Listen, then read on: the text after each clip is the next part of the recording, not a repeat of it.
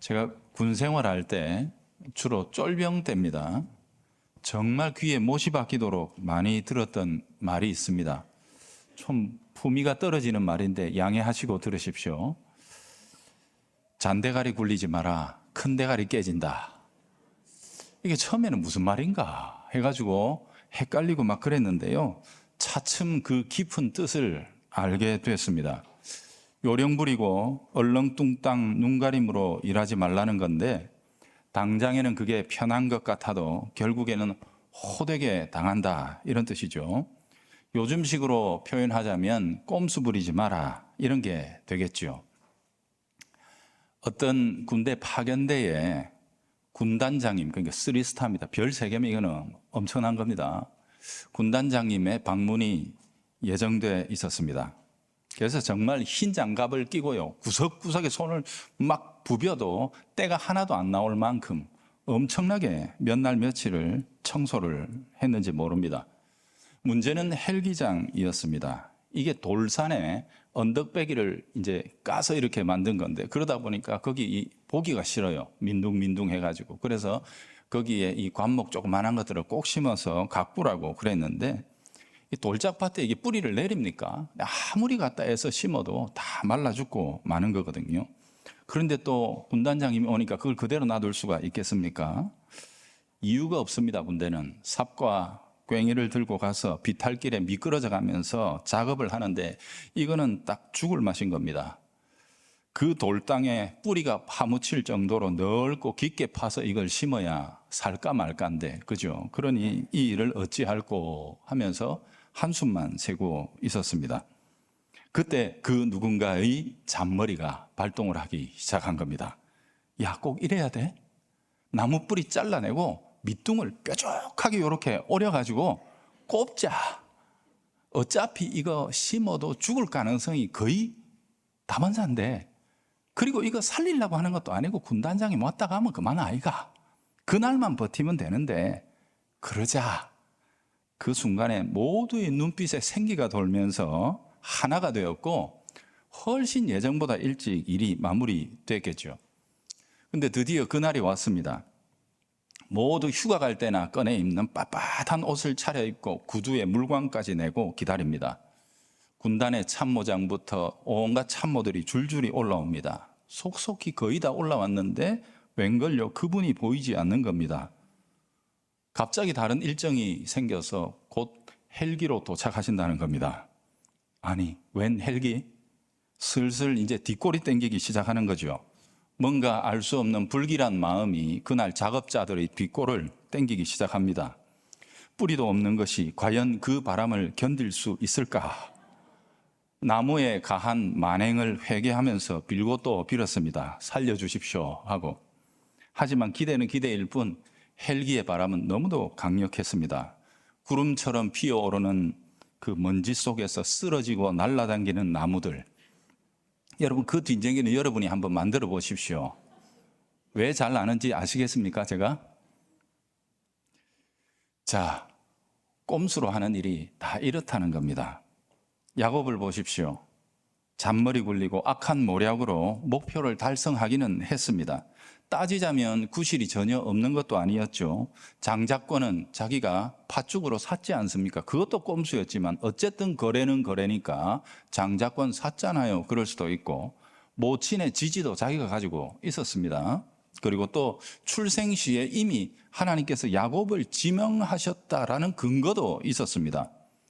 이삭도 알고 있었던 내용이거든요. 그러니 야곱으로서도 이런 결과에 대해서 뭔가 변명하고 핑계를 둘러댈 것이 얼마든지 있었던 거죠. 자, 그리고 이 일이 진행되는 가운데 이삭의 또 이 반응이 좀 의외죠. 속아서 야곱을 축복한 사실을 이제 알게 됐거든요. 솔직히 인간적으로 얼마나 화가 나겠습니까? 저 같으면 그럴 것 같아요. 아비요, 또 남편을 모자가 작당을 해서 능욕을 해도 유분수지, 이게 뭐냐? 완전히 뒤집어지고 분노를 해야 할 텐데 그러지 않습니다. 오히려 거기 보면 심히 크게 떨었다, 이렇게 나옵니다. 엄청난 두려움에 휩싸였다는 뜻이죠. 왜냐? 이 과정에서 전능하신 하나님의 손길이 개입한 것을 그가 알아차렸기 때문입니다. 여러분, 이게 바로 이삭의 영적인 거장이라는 뜻이에요. 몰랐으면 모를까 하나님의 뜻이 딱 드러나고 나니까 그 앞에서 두려워 떠는 거죠. 그래서 감히 취소하지 못합니다. 37절에 보면 울며 불며 매달리는 에서에게 이삭은 이렇게 얘기합니다. 내 아들아, 내가 내게 무엇을 해줄 수 있단 말이냐. 그러면서 뒤로 물러나지요. 이건 인간이 이제는 더 이상 할 수 있는 게 아니란 뜻이에요. 보세요, 여러분. 야곱이 얻은 결과로 보자면 확실하게 이긴 게 틀림없습니다. 뜻을 이뤘습니다. 이삭조차도 이 일에 입을 다물 만큼 완벽한 승리였습니다. 그런데 문제는 뭡니까? 이게 그런데도 매듭이 안 지어지는 거예요. 마침표가 안 찍어지는 거예요. 생각한 대로라면 이제 모든 것이 다 잠잠해지고 야곱이 주도하는 평강의 시대가 그 집안에 도래해야 되는데 오히려 더 크고 깊은 상처와 갈등과 원한만 지금 일어나고 있는 거죠. 에서가 이제는 그만하면 포기해야 되는데 하긴 뭐 니하고 내하고 네가 내 다리 잡고 나왔으니까 쌍둥이인데 몇 초 차이도 아닌데 뭐 이러면서 포기해야 되는데 포기를 안 하는 겁니다. 새끼 잃은 곰처럼 길길이 날뛰고 있는 겁니다. 야곱 죽여버리면 되지 칼을 갈고 틈만 나면 막 이를 갈고 막 이러고 있는 거예요. 그리고 이제 이 모양으로 돌아가고 있으면 이삭이 이제는 나서가지고 야 됐다 워워 하면서 정리를 좀 해주면 좋겠는데 이삭은 또 그럴 조짐도 없습니다. 여러분 그럴 수밖에 더 있습니까? 지금 무슨 이삭이 그 정신이 있겠습니까? 자기가 받은 충격만 해도 지금 내면을 추스르는 것도 지금 힘겨운 상황이잖아요. 그저 멍하니 무기력하게만 있을 수밖에요. 당장에는요. 이게 정리한다고 또 제대로 되겠습니까? 야곱 자신이 먼저 아버지의 그 권위를 완전히 차근차근 짓밟아 놓고 이제는 자기가 필요하니까 아버지 권위 좀 발휘해 보세요 하면 그 권위가 어디서 온 거예요? 지가 밟은 권위를. 그죠? 에서는 그 말을 그 통제를 따라가겠습니까? 여러분 에서는 하나님 말씀도 안 두려운 사람입니다. 야곱을 죽여버리겠다는 거 보세요. 지금 어찌되었든 간에 이거는 하나님이 말씀하신 그대로 된 것 아닙니까? 아무리 밉다고 해도 하나님이 야곱을 지목하시더니 희한하다 일이 그대로 되고 말았네 이러면서 꼬리를 내려야 되는데 에서는 이 모든 게 상관도 없고 눈에 보이지도 않는 겁니다. 자신에게 손해가 되면 자신에게 마음이 상하면 그 다음에 없는 거예요. 여러분 사람의 진짜 성격 언제 나오는 줄 아세요? 자기 뜻대로 안 될 때 나옵니다. 그때 보면 그게 그 사람의 진짜 성품인 거예요. 하나님의 뜻이고 뭐고 상관없는 거예요. 지금 에서는요. 여러분 인간이 외적으로 자신의 목적을 이루었다 성공해냈다 하는 일들이 반드시 복이 된다고 말할 수 있겠습니까? 그럴 수 없습니다. 하나님께서 이끄시고 열매 맺게 하신 그것이 진정한 복이 되는 것이지 인간이 꼼수로 무언가 움켜진 것은 진정한 복이 안 되더라는 거예요. 제가 이렇게 얘기했더니 어떤 분이 목사님이 인생을 아직 잘 모르시는군요. 그렇게 하고서도 잘 먹고 잘 사는 사람이 얼마나 많은데요. 이렇게 얘기 다번에 들어옵니다. 백성들을 고열을 빨아 마치 신처럼 우상처럼 이렇게 섬김을 받다가 자기는 살 만큼 누릴 거 다 알고 죽고 편하게 죽고 또 장례까지도 성대하게 치렀던 독재자 김정일의 말로를 보면 진짜 그런 마음 들지 않습니까? 시편 73편에 보면 이런 걸 보고 시인이 상처를 받아서 하나님 앞에 부른 노래가 나옵니다. 나는 거의 넘어질 뻔했다. 내 걸음이 완전히 미끄러질 뻔했다. 왜냐하면 내가 악인들의 형통함을 보았기 때문이다. 오만한 자가 정말 질투거리가 날 만큼 너무 잘 되더라는 거예요. 그들은 죽을 때조차 고통도 없고 그 힘이 강건하고 고난도 재앙조차 없더라. 사실 제 주변에도 이런 일이 없지 않습니다. 제 마음에도 저 사람처럼 벌 받는다. 하나님 앞에 언젠가 지금 맞을 때가 하나님이 지금쯤 나타나실 때가 됐는데 그런데도 불구하고 태풍이 불고 번개가 치는데도 잘 돌아다니거든요. 이상하다 왜 이럴까? 하나님이 이제는 막 일 안 하시나? 뭐 이런 낙심이 들 때도 어떤 때는 있지 않습니까? 여러분 저도 그랬고요. 시편 기자도 그런 마음이 들었던 거예요. 그래서 하나님을 원망하고 불평하던 어느 날 그는 성소에 들어가서 기도하다가 그 이게 심히 깊은 영적인 은혜의 세계 속으로 빨려 들어갑니다. 그리고 하나님의 깊은 감동하심 속에서 생각이 반전됩니다. 그래서 그는 17절에 이렇게 고백을 합니다. 하나님의 성소에 들어갔을 때에야 내가 그들의 종말을 깨달았나이다. 주께서 참으로 그들을 미끄러운 곳에 두시며 파멸에 던지셨군요 하는, 잘 되는 게 아니고 잘 나가는 것처럼 보니까 지금 그 미끄럼틀 타고 저 밑으로 추락하고 있는 건데 쭉쭉 나가니까 그게 잘 나가는 것처럼 보였다는 거지요. 하나님께서 그들 아이고 저것들은 손봐도 소용없다, 받아들이지도 않는다 하고 하나님이 딱 내려놔 버리셨다. 하나님 관심 끝 이렇게 해버리시니까 지 욕심대로 하는데도 아무런 제재 없이 그렇게 살아가고 있는 것일 뿐이었구나 하는 것을 시인이 깨달은 거예요. 그리하여 그는 이렇게 고백하면서 자기의 노래의 절정을 이룹니다. 내가 이같이 우매무지함으로 주님 앞에 짐승 같사오나 내가 항상 주와 함께 하고자 하니 주님께서는 내 오른손을 붙들어 주십니다. 주님의 교훈으로 나를 인도하시고 후에는 영광으로 나를 영접하시리니 하늘에서는 주 외에 누가 내게 있으리요 땅에서는 주밖에 나의 사모할 자 없나이다. 이렇게 그는 노래를 마칩니다. 불평하며 살았던 자기 자신을 뭐라고 묘사합니까? 내가 우매도 어째 그래 우매무지해가 꼭 짐승 같은 생각을 했구나 라고 그렇게 탄식하는 거예요. 눈이 열리고 나니까 진짜 현실이 무엇인지가 보이더라는 겁니다. 주님께서는 내게 대해서는 오른손으로 붙들어 인도해 주시느라고 내 삶이 이렇구나. 그 사람처럼 그냥 탁 놔버리면 쭉쭉 잘 나가는 것처럼 나도 그렇게 될 수 있겠지. 그러나 주님은 나를 그렇게 놓지 않으시고 딱 붙드시고 장차 영원한 천국으로 약속으로 인을 쳐주신 인생 주님이 붙들고 가시는 것이구나. 붙들어서라도 나를 인도하시고 때려서라도 나를 교훈하시며 가는 인생이니 그게 어찌 인간의 욕심대로 되며 인간의 뜻대로야 될 수 있겠는가, 이 사람이 깨닫는 거예요. 하지만 그렇게 가는 인생의 끝에 하나님이 예비하신 영광에 도달하는 것이고, 그러므로 지금 내게 일어나는 이 수많은 갈등과 고난과 고통들은 하나님이 내게 복받을 그릇을 준비하시는 과정이다. 이 사실을 이 사람이 깨달았던 거예요. 하나님을 사랑하는 자, 곧 그 뜻대로 부르심을 입은 자들에게는 모든 것이 합력하여 선을 이루는 것이다. 하나님이 그 궁극적인 선을 향해 우리를 이끌어 가시는 것이다 하고 이 사람이 알게 된 거죠. 그러니 악인들의 영광을 탐하지 말자. 나도 저들처럼 좀 살아봤으면 좋겠다, 이렇게 구하지 말자 하는 겁니다. 왜? 나는 왜 이렇게 고난이 많으냐? 하나님 나만 미워하시는 것 같아. 나는 왜 이렇게 괴롭히시나? 이런 느낌이 들지라도 그게 아니고 그게 은혜더라는 거예요.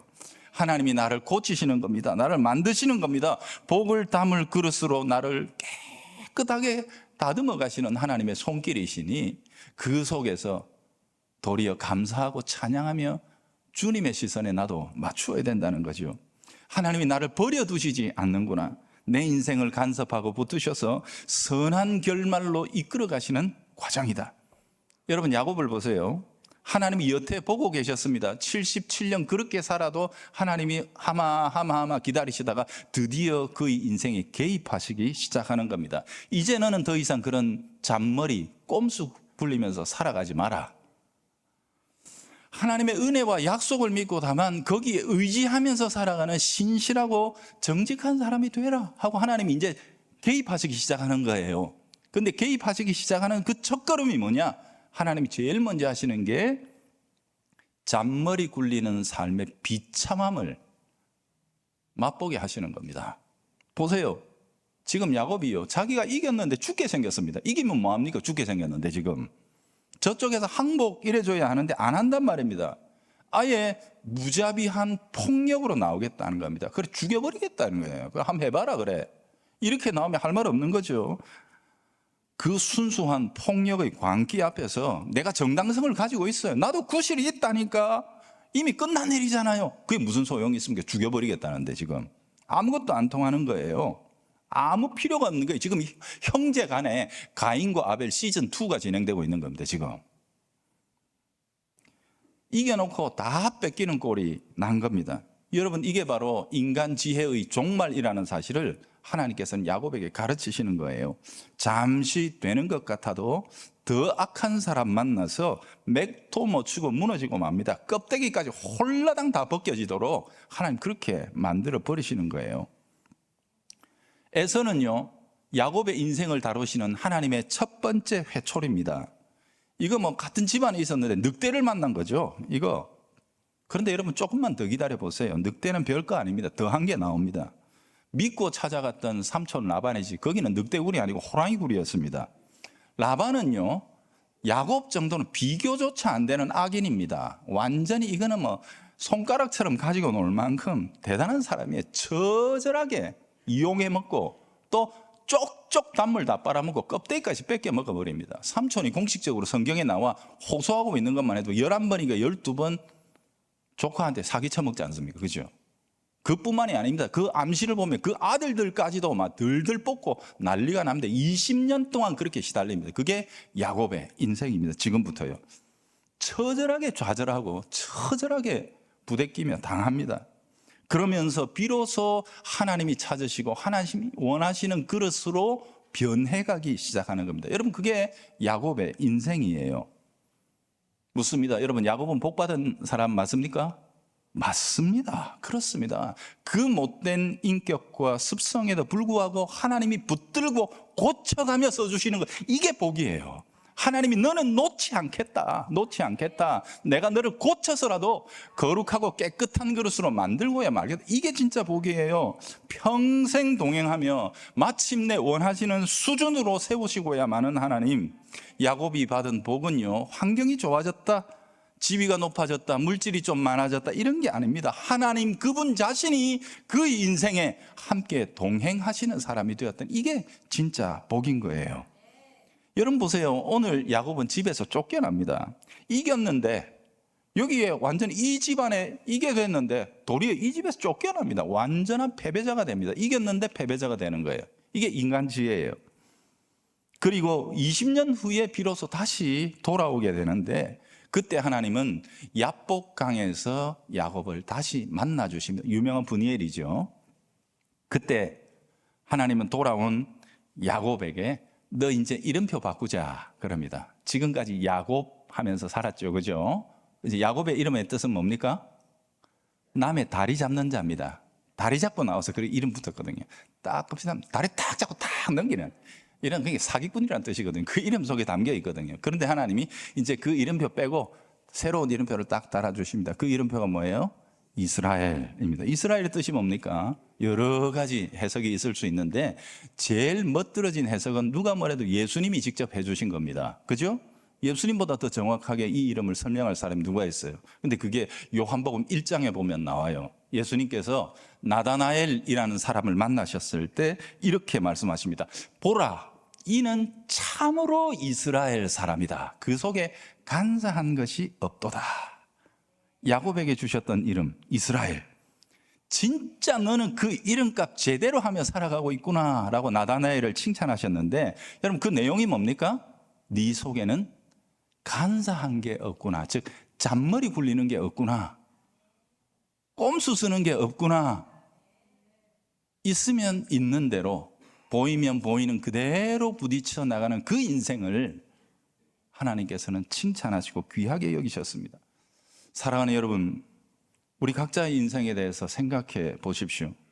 주님께서 내 인생을 이루어 가십니다.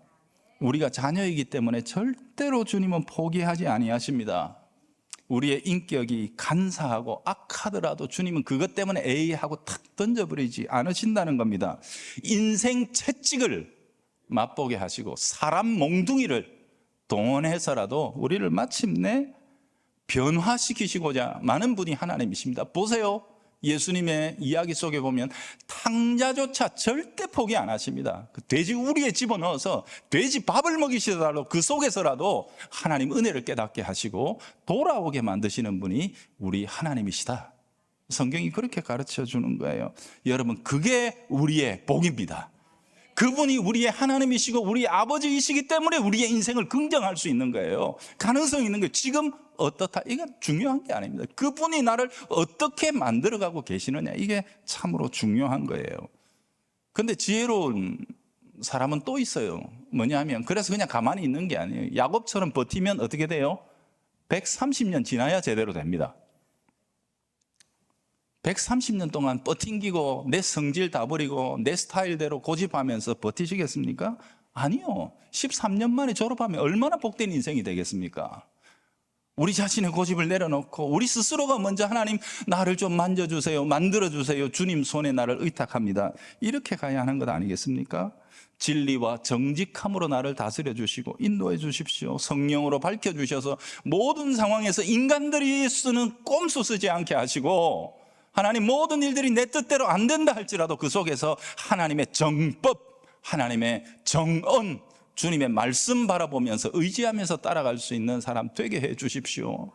그저 내 영향력으로, 내 힘으로 안 되는 것 되게 만들므로 사람들 앞에 안면 세우는 그런 일 말고, 주님이 이끌어 가시는 그 일에 나 자신을 헌신하고 의탁하며 따라갈 수 있도록 도와주십시오. 이렇게 기도해야 합니다. 여러분, 그래서 어떤 어려움이 있어도 자기의 인생을 긍정하셔야 됩니다. 제가 아까도 말씀드렸지만 우리가 우리의 인생을 긍정할 수 있는 유일한 이유는 하나님 때문입니다. 왜요? 나로서는 답도 안 보이고 해결할 수도 없는데 하나님이 붙들고 마침내 만들어 가신다고 약속하시는 거예요. 그렇기 때문에 합력하여 선을 이루는 결론이 정해져 있기 때문에 우리는 어떤 형편에서도 지금 성공하고 있는 중인 겁니다. 끝없이 내리막길을 걸어가고 있어도 그 끝에 하나님이 합력하여 선을 이루신다 하셨기 때문에 우린 지금 성공하는 중인 거예요. 성공이 완성이 안 돼서 지금 실패하는 것처럼 보일지 몰라도 천만에 우리는 성공하고 있는 중입니다. 하나님이 우리의 인생을 붙드시고 우리와 동행하고 계시기 때문입니다. 그러니 제발 세상 앞에 좀 쫄지 마십시오. 세상 앞에서. 예? 여러분, 지금 현대의 기독교인들은 왠지 모르게 풀이주고 있습니다. 예수 믿는 게 마치 세상에 죄진 것처럼 세상 가서 입도 뻥끗 못하고 나가가지고 내가 혹시 복음 얘기해도 될까요?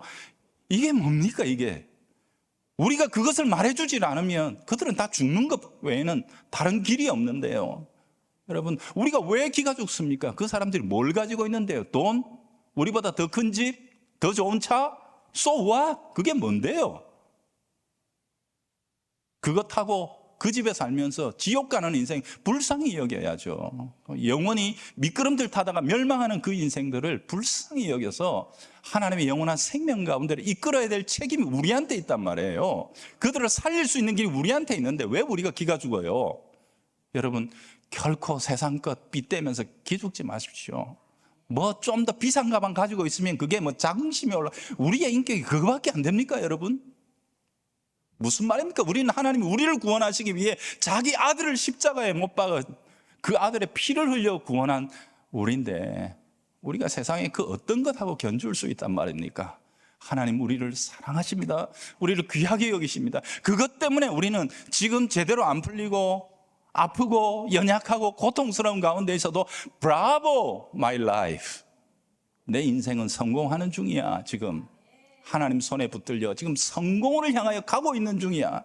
주님이 나를 거룩하고 깨끗하게 다듬어 마침내 넘치도록 채우실 거야 라고 당당하게 그렇게 우리의 삶을 살아갈 필요가 있는 거죠. 어깨를 피시고 가슴을 열고 이 세상 앞에서 우리가 가진 걸 내놓으십시오. 그들이 가진 것하고 비교하지 마십시오. 우리가 가진 것, 은과 금 내게 없으나 곧 내가 가진 것 내게 주노니 곧 나사렛 예수 그리스도의 이름이라. 우리가 사도 베드로와 요한처럼 그렇게 세상을 향해 외칠 수 있는 하나님의 사람들이 될 수 있기를 바랍니다. 그래서 이번 한 주간도 우리 미포교회 성도들이 가는 모든 곳곳에서 와, 그래도 살만하네, 그래 보이기에 세상이 괜찮네, 이렇게 말할 수 있는, 야, 니 좀 옆에 있어라, 니를 자꾸 쳐다봐야 내가 자신감이 생기겠다, 이렇게 말할 수 있는 그런 우리 성도들이 될 수 있기를 바랍니다.